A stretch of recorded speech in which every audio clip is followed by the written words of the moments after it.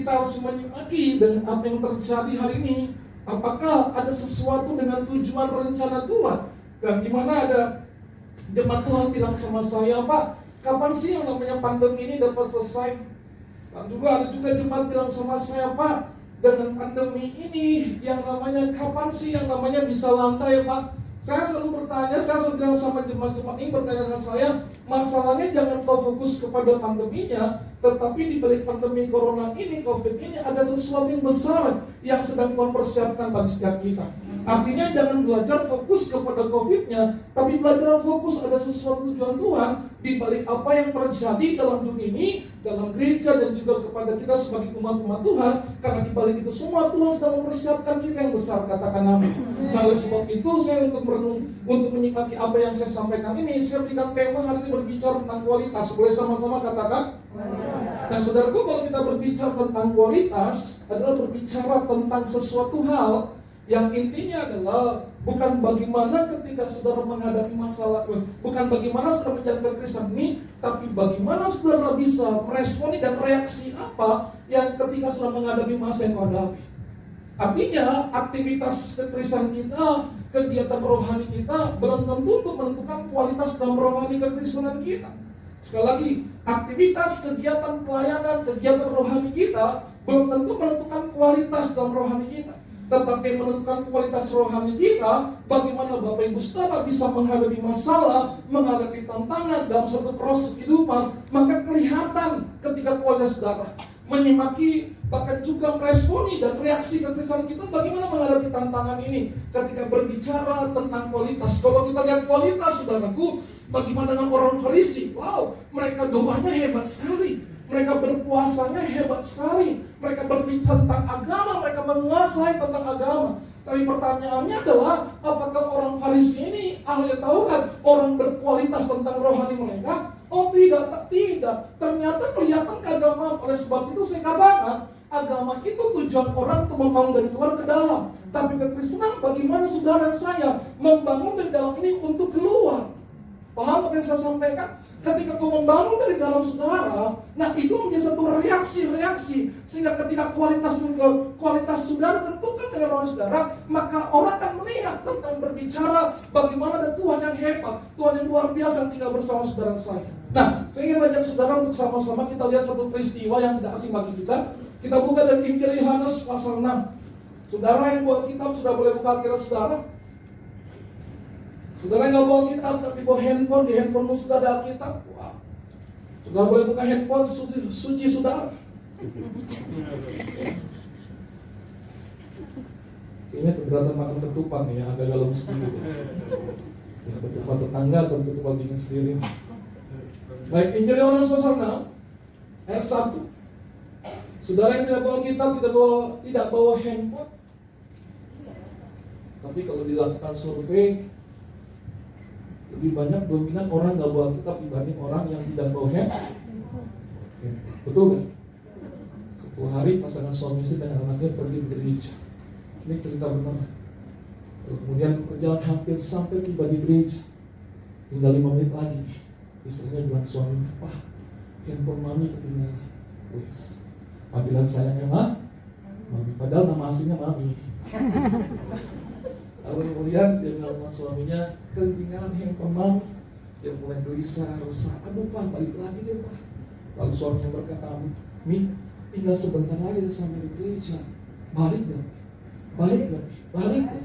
Ternyata dia balik. Dia bilang sama suaminya, nanti di sisi berikutnya ada gereja lagi. Gara-gara handphone ketinggalan, dia balik ke rumah. Dibanding orang ketika ketinggalan Alkitab di gereja, dia lebih tenang. Kalau dia berpikir apa? Di gereja Alkitab tidak akan hilang. Ya. Oleh sebab itu, inilah kekristenan yang terjadi, saudaraku. Kita lihat yuk Injil Yohanes pasal 6 ayat 1 sampai ayat 15. Yang sudah dapat katakan ha. Ya. Jadi semangat katakan ha. Kayaknya yang lain gak suka sama saya. Iya, diam aja. Kalau kayak gitu siapa suruh datang? Ada yang bilang, siapa suruh datang juga Pak?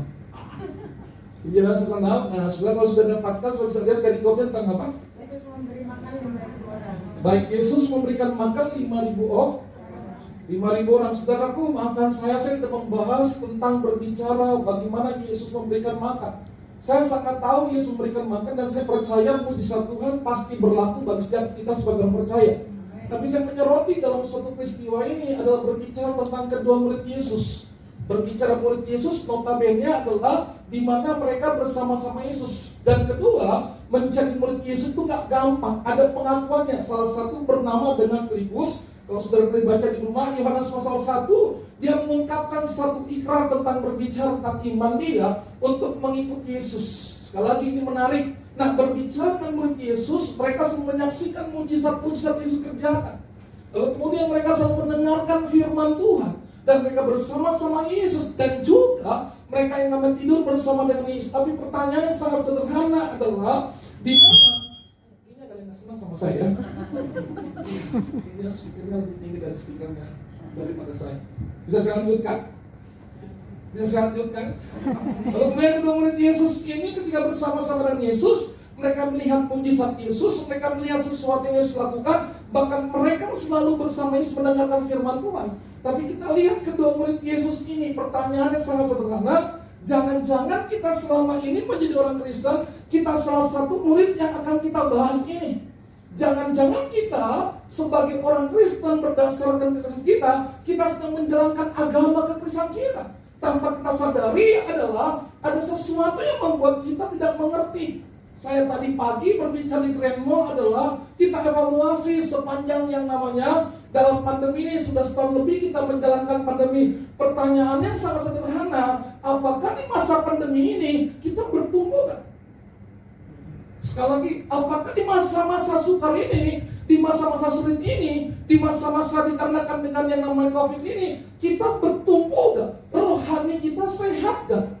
Jangan-jangan tanpa kita sadari, kita sedang terseret, kita sedang tersapu, kita sedang tergilas di kalangan keadaan, situasi, himpitan, persoalan, kita sedang terjebak dengan situasi kita hadapi, sehingga kekristenan kita hanya sekedar agama. Ini yang sangat saya khawatirkan. Kenapa demikian? Ini murid Yesus. Dia lihat mujizat, dia dengar firman Tuhan, tapi ketika mereka menghadapi masalah, ketika mereka menghadapi ujian itu, kelihatan kualitasnya.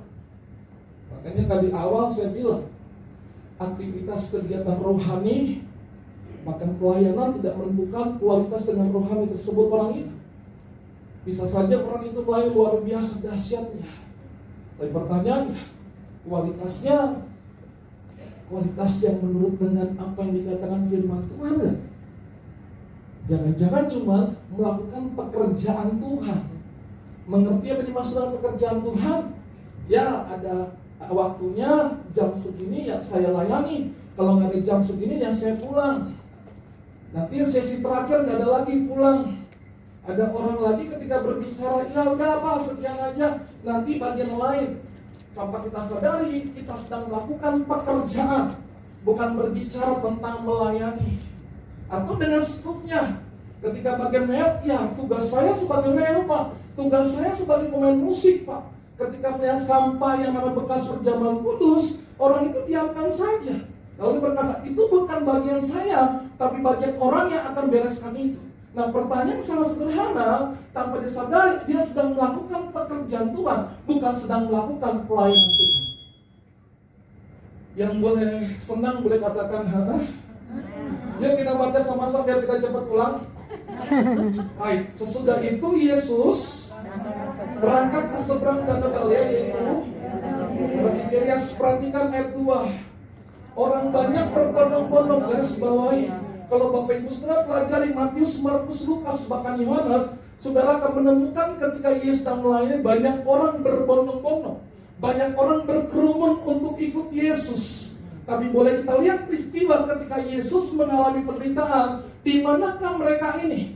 Di manakah murid-murid Yesus? Hanya salah satu murid Yesus bernama dengan Yohanes yang menyaksikan tentang penderitaan Yesus, dan termasuk salah satu mantan pelacur yang menyaksikan kematian Yesus. Pertanyaan di mana? Saya khawatir banyak kekristenan hanya berbondong-bondong, berkerumun, tetapi ketika menghadapi tantangan bubar.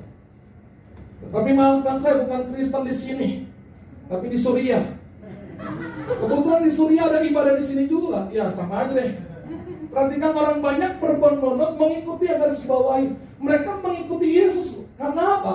Karena mereka melihat mujizat-mujizat. Jangan-jangan banyak orang hanya sekedar melihat, berbicara tentang yang namanya fun-nya, enaknya aja. Ketika mereka datang untuk apa yang mereka dapatkan, berbicara sesuatu yang mereka butuhkan, tetapi mereka tidak mengerti sesuatu apa yang mau Tuhan dalam kehidupannya. Sudah mengerti yang saya sampaikan? Akan terjadi apa? Terjebak dalam kekristenan. Maka saya bilang 2 Petrus 3, 17, 18 yang saudara baca di rumah, ada kekuatan-kekuatan yang menarik kita, ingin menjerat kita, ingin menyeret kita. Kalau kita nggak bertemu dengan Tuhan, habis. Apa dikatakan? Karena mereka melihat mujizat penyembuhan yang diadakan Yesus terhadap orang-orang sakit. Ayat 3. Dan Yesus naik ke atas gunung dan duduk di situ dengan murid-muridnya. Apa yang dikerjakan Yesus? Ayat 4 kita baca yuk. Dan Paskah hari raya orang Yahudi sudah dekat. Yuk kita masuk ke hipotesanya. Kita lihat dengan penjelasannya ayat 5 yuk. Dengan titik masalahnya, kita lihat itu masalahnya. Perhatikan kata kalimat 5. Ketika Yesus memandang, perhatikan dia pandang semuanya. Ternyata sekian banyak orang, 5.000 orang, belum termasuk yang namanya perempuan dan anak-anak. Pada saat itu Yesus melihat mereka. Kenapa Yesus melihat mereka? Perhatikan bahwa orang banyak berbondong-bondong datang kepada Yesus. Lalu Yesus berkata, terjadi dialog, terjadi komunikatif, terbangunlah komunikasi antara Yesus bersama siapa? Filipus sebagai siapa? Murid Yesus. Notabene adalah dia bersama-sama Yesus, dia lihat mujizat Yesus, dan dia dengar firman yang firman Yesus sampaikan. Tapi perhatikan, Yesus bertanya kepada Filipus, bukan membuktikan ketidakmampuan dia. Kata kalimatnya digunakan dalam Injil Yohanes ini berbicara sesuatu hal yang ditanyakan bukan karena ketidakmampuan Yesus. Perhatikan kata kalimatnya, di manakah kita akan membeli roti supaya Pak, ini bukan pertanyaan jebakan. Kenapa demikian? Karena pada saat itu sudah dipastikan tukang roti dan bahkan pabrik roti sekalipun yang namanya toko roti tidak bisa menyajikan sebanyak 5.000 orang dan belum termasuk perempuan dan anak-anak. Sekali lagi, ketika Yesus bertanya kepada Filipus bukan menjebak dia, bukan sesuatu ketidakmampuan Yesus, tetapi Yesus mempertanyakan dia tentang berbicara kualitas, yang dimana Filipus sudah mengakui pengakuan imannya pada Yesus dan membuktikan hal itu. Yesus tidak mau Filipus hanya ikut-ikut Yesus saja, hanya sekedar mendengar, hanya sekedar menyaksikan. Kekristenan yang kita bangun bukan sekedar datang duduk gereja, dengarkan firman Tuhan, pulang bubar gitu saja. Tapi ada tujuan Tuhan. Ada satu bentuk kualitas yang Tuhan mau kerjakan dalam kehidupan kita. Makanya pada saat Yesus bertanya pada Filipus, di mana kita akan membeli roti? Saya pastikan pertanyaan ini sekali lagi bukan menunjukkan menjebak yang namanya Filipus. Dan karena apa? Karena saat itu belum ada. Karena saat itu saya ingin katakan, tidak ada tukang roti dan pabrik roti yang namanya bisa menyiapkan 5.000 makan untuk mereka. Pertanyaan buat kita, kenapa Yesus bilang roti? Ada kebutuhan mereka, orang Yahudi bicara dengan roh.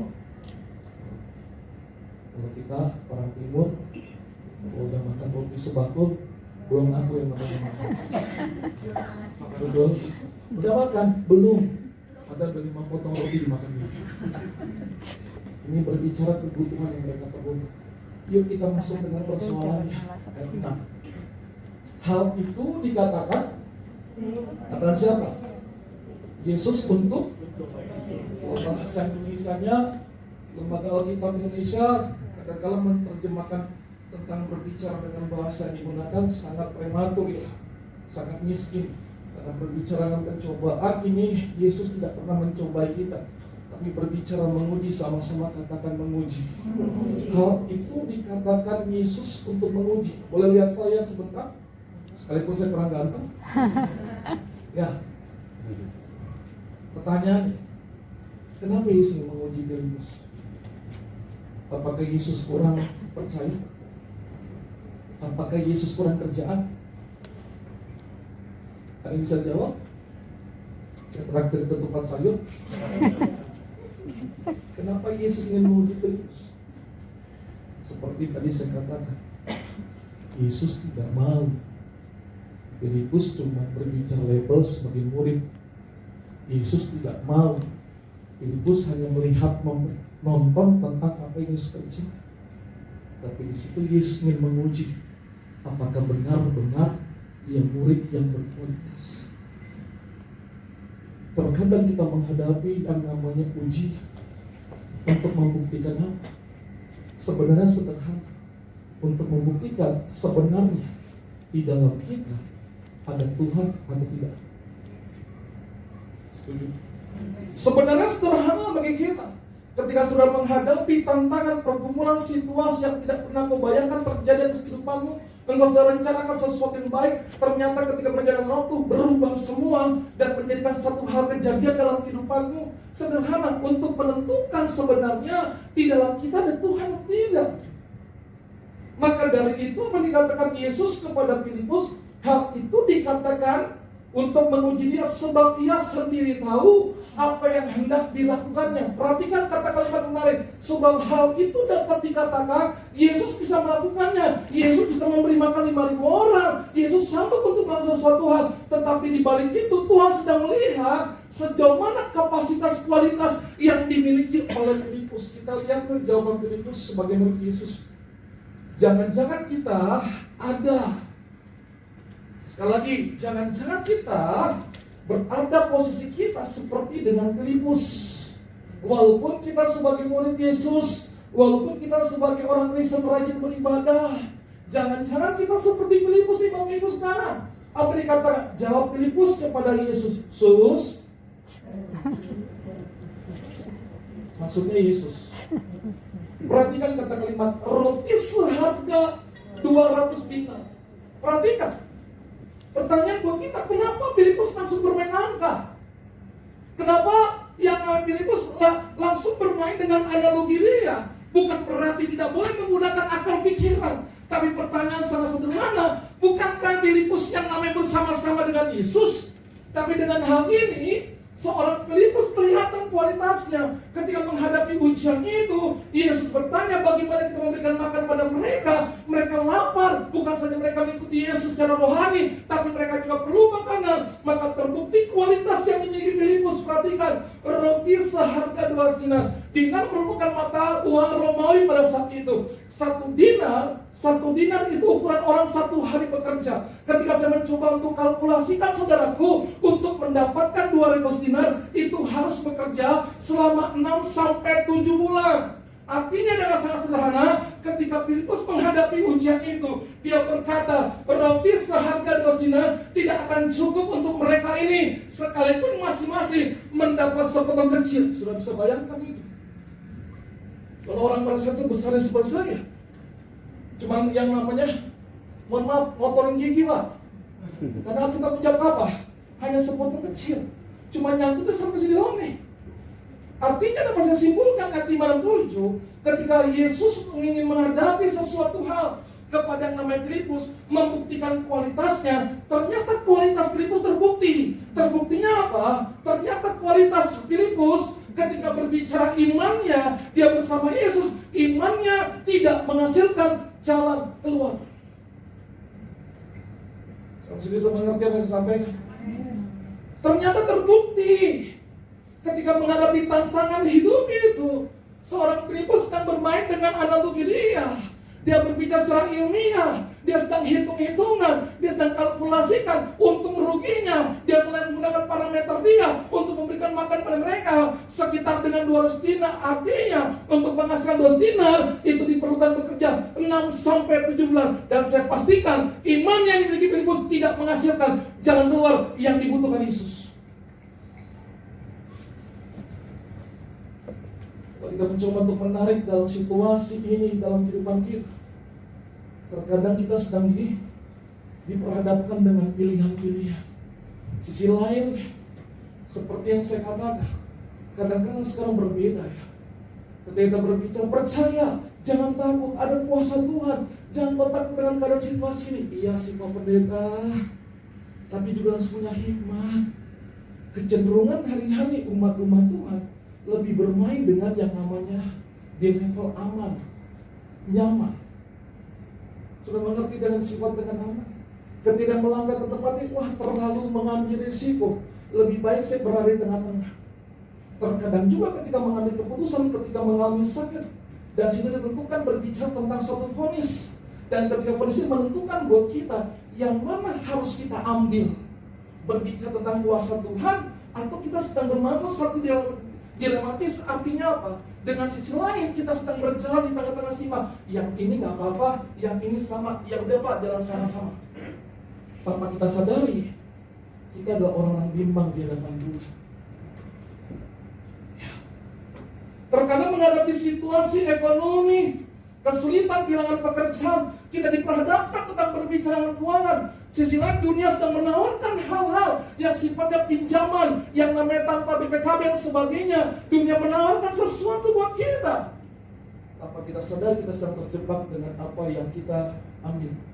Kelihatannya normatif Pak, kelihatannya yang baik, tapi buntut-buntutnya bisa membuat kita hancur tanpa kita sadar. Terkadang orang lebih memprioritaskan keputusan perasaannya dibanding berbicara keputusan yang diatur dengan apa yang dipercaya. Itu firman Tuhan.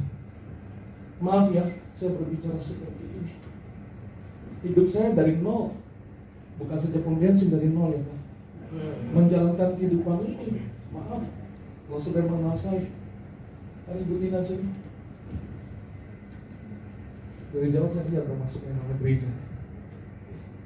Bahwa dalam menjalankan hidup ini, kalau berbicara dengan pertimbangan perasaan, akan kehilangan kebenaran dengan firman Tuhan. Tapi bagaimana untuk menemukan kebenaran itu? Kita selalu lihat fokus sama Tuhan. Karena banyak yang terjadi.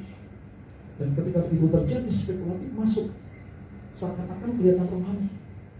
Maka hati-hati, banyak orang sedang bermain firman, bermain ayat, seakan-akan kelihatan rohani, tapi sedang mencari suatu keuntungan. Ini yang terjadi. Maka Petrus berkata, hati-hati dengan akhir zaman ini. Banyak penyesat-penyesat. Kelihatan rapi Pak. Wah, fase menyampaikan, hebat untuk menjelaskan yang sesuatu dijelaskan. Pertanyaan, apakah orang itu dipilih Tuhan? Yang kedua, apakah orang itu ada urapan dari Tuhan? Itu pertanyaan seperti itu. Banyak kalian orang sedang menyodorkan dirinya kan sebagai motivator, bermain dengan ayat, wah luar biasa. Seakan-akan kelihatan baik, tanpa disadari dia tidak berbicara mengenai dosa. Ini yang disuka oleh dunia. Ketika gereja nyaman, adem-adem saja. Yang penting satu Pak, pendeta itu jangan ngomong tentang dosa. Kalau dia ngomong dosa, gue kejar di luar.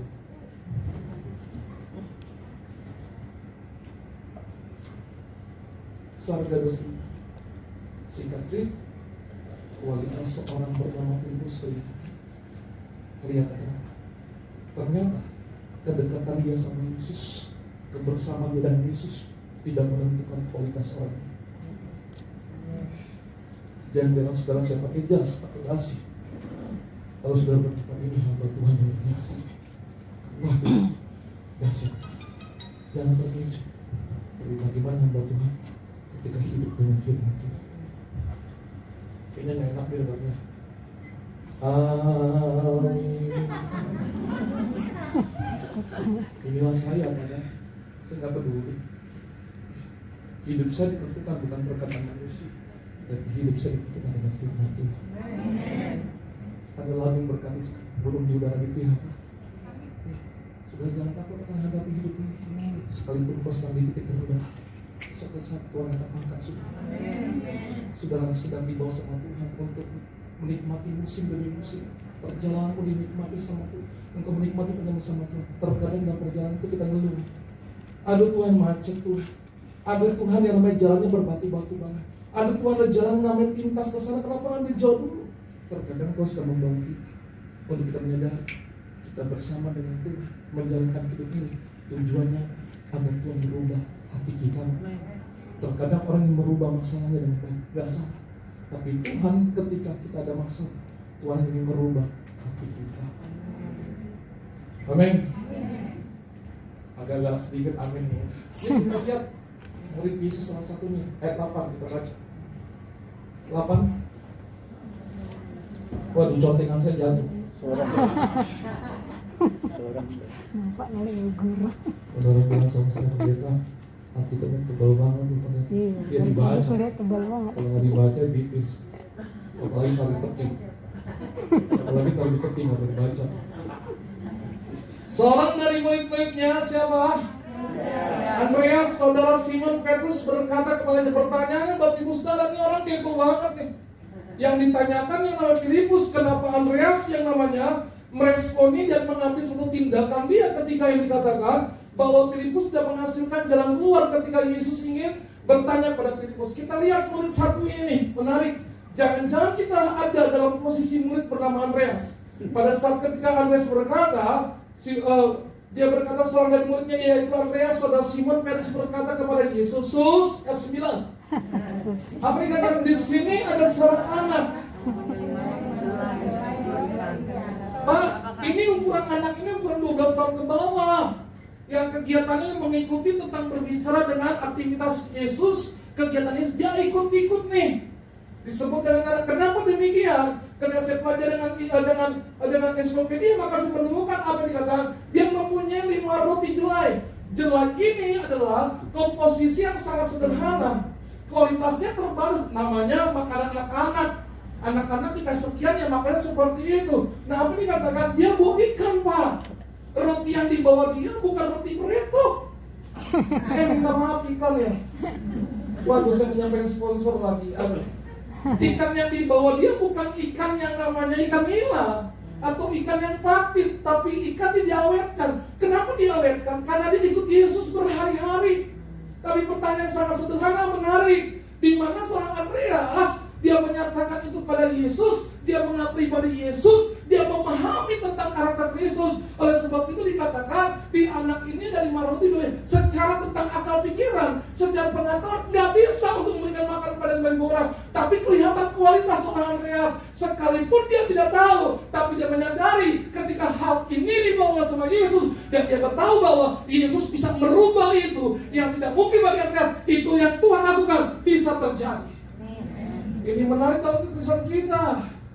Dalam ketidakmampuan saudara untuk menghadapi tantangan kehidupan hari-hari ini, di tengah-tengah situasi sudah melewati hari-hari ini, di mana saat ketika sudah tidak mengerti apa yang terjadi, engkau mungkin kena dampak dari pandemi ini, kehilangan pekerjaan, merosot dengan ekonomi saudara. Tapi yang saya katakan, sesuatu yang saudara tidak mengerti, ketika sudah jalankan bersama Yesus, maka akan sudah sadari, ternyata ada baiknya loh, ternyata sesuatu yang besar loh, yang sedang Tuhan sediakan bagi saudara saya.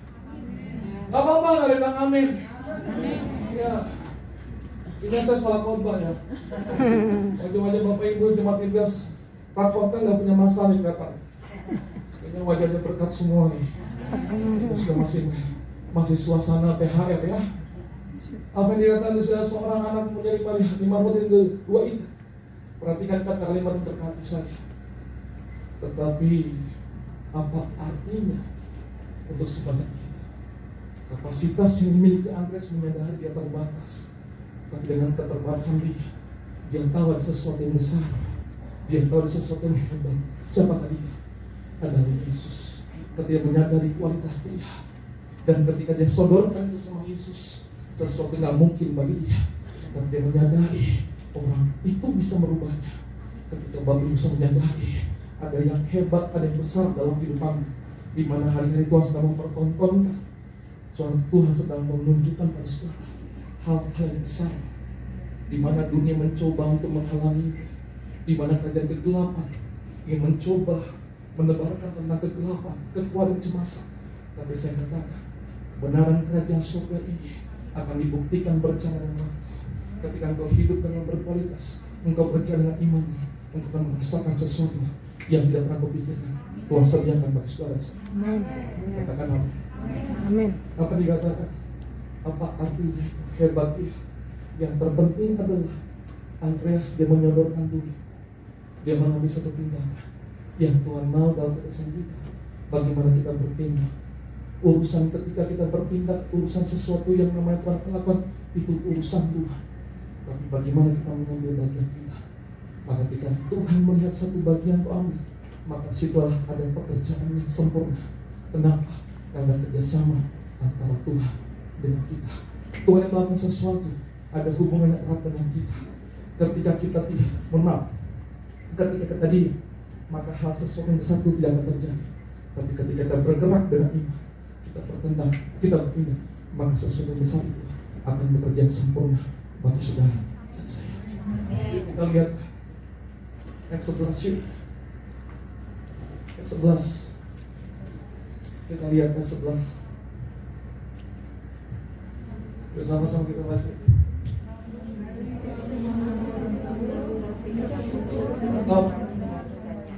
Perhatikan kata kalimat yang menarik. Pada saat ketika Andreas menyodorkan itu pada Yesus, sesuatu yang tidak mengerti bagi dia. Tapi ketika dia tahu Yesus bisa berubah itu, hal yang tidak mungkin bagi Andreas. Maka dikatakan 11, lalu Yesus mengambil roti. Pertanyaan buat kita semua. Pada saat itu Yesus bisa gak bilang Andreas, Rick, gak usah kau bawa roti ini, saya bisa melakukannya. Bisa, sangat bisa, karena dia sangat hebat, sangat yang namanya manusia. Tapi perhatikan, Yesus menghargai tindakan yang diambil oleh Andreas.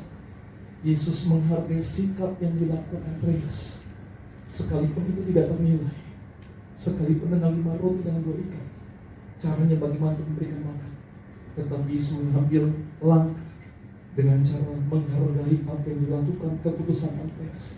Sama demikian dengan kehidupan Kristen kita datang sama Tuhan, kita lipat tangan kita angkat tangan kita berdoa dengan berkat Tuhan. Aku tidak mampu Tuhan, aku menyadari aku sedang menghadapi kesulitan. Tuhan menghargai ucapan tindakan, Tuhan menghargai satu sikap yang kau lakukan kepada Tuhan. Maka ketika dia menghargai itu, saya percaya mujizat itu akan berlaku bagi saudara saya. Kenapa? Ada kejujuran, ada satu reaksi ketulusan hati kita ketika kita berseru sama Tuhan, ketika menangis dengan Tuhan, bukan karena masalah yang kita nangisi, tapi kita menangis karena kita percaya dia sanggup untuk melakukan itu. Satu nilai penghargaan yang dilakukan dengan cara dia mengambil roti, maka dia mengucap syukur dengan apa yang sudah dilakukan Andreas. Dengan 5 roti bisa terjadi mujizat terjadi. Mujizat terjadi saudara, terjadi mujizat karena disertai dengan ucapan syukur. Jarang hari-hari ini orang selalu mengucap syukur dengan keadaan, tapi yang terkadang kita dengar ada sesuatu kabar yang baik. Kabar baik apa? Terkadang orang sedang mempertontonkan sesuatu yang lebih. Terkadang orang sedang menyoroti hidupnya dengan media sosial. Dia mulai sedang mempertontonkan kekayaan dia sedang mempertontonkan hasil dari apa yang didapatkan dia. Tanpa sadari, dia selalu membanggakan sesuatu yang didapatkan dia.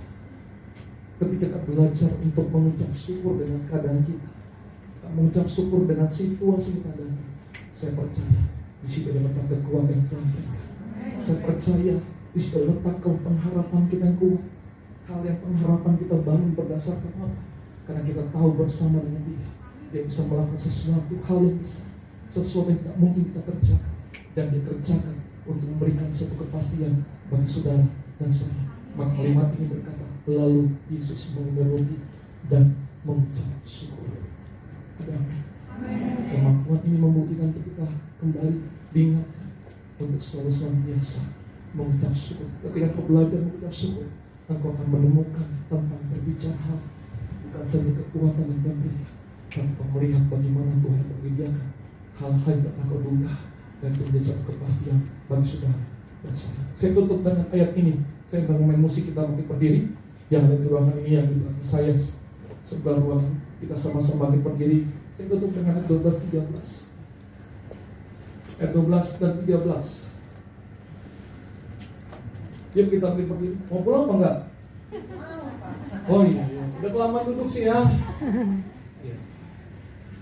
Ada jemaat bilang sama saya, Pak, kenapa kok di jemaat nggak usah diam di kamar kita? Ya, inilah satu metode dalam pengkhotbah saya. Maka dengan 5 roti dan 2 ikan menghasilkan berbicara tentang Tuhan. Hari-hari Tuhan mampu untuk memuaskan saudara. Sesuatu yang mungkin dalam hal kehidupanmu, ada orang bilang sama saya, Pak, gaji suami saya sekian, kayaknya nggak bisa Pak untuk menjalankan hari. Saya bilang sederhana, buktinya kau bisa bertahan sampai hari ini. Pak, rasanya dengan yang penghasilan saya sekian, belum bayar kontrakan, bayar listrik, bayar ini, belum namanya bayar anak sekolah, kayaknya nggak mampu, Pak. Buktinya mampu, Pak. Sekarang masalahnya bukan dengan jumlahnya, tapi bagaimana dengan jumlah itu, saudara bisa mengatur dengan hikmat yang dari Tuhan. Caranya gimana? Engkau bawa sama Tuhan. Ini loh Tuhan yang sekian yang kupunya, ubah Tuhan. Sesuatu yang secara manusia aku tidak mampu, tapi dengan sama Tuhan, saya percaya kau mampu untuk melakukannya Tuhan. Sama dengan peristiwa ini, dengan 5 roti 2 ikan, bagaimana caranya mereka kenyang? Nggak bisa ketemu, Pak. Ilmu matematika pun sekalipun, ilmu dengan berbicara tentang ilmu dunia ini pun nggak bisa membuktikan 5 roti dengan 2 ikan. Tapi ini membuktikan tentang berbicara dengan keterbatasan kita. Tuhan yang menunjukkan hari-hari ini di mana Tuhan pastikan buat kita. Dia mampu memberikan kekenyangan buat kita. Bukan saja kebutuhanmu dikenyangkan, tetapi terlebih lagi rohanimu akan dipuaskan Tuhan. Banyak hari ini banyak orang gak puas akan hidupnya. Tapi jadikan di siang hari ini untuk kita sadar, dengan peristiwa ini mengajari kita kembali di mana letak kesan kita. Jangan-jangan kita ada seperti dengan Titus, atau sebaliknya kita hidup kekristenan sedang berjalan seperti dengan Andreas. Sesuatu hal yang keterbatasan dia, tapi ketika dia bersama Tuhan, maka dia percaya dia bisa berubah. Hari-hari ini buktikan imanmu dengan Tuhan. Hari ini bergaul bersama Tuhan. Kau menyaksikan bagaimana cara Tuhan bekerja di sebuah rumah. Dan saya ingin katakan, hari ini Tuhan sedang mempertontonkan hal yang besar, dan setelah membuktikan ada Tuhan yang hebat bagi saudara dan saya. Kita berikan tepuk tangan yang meriah.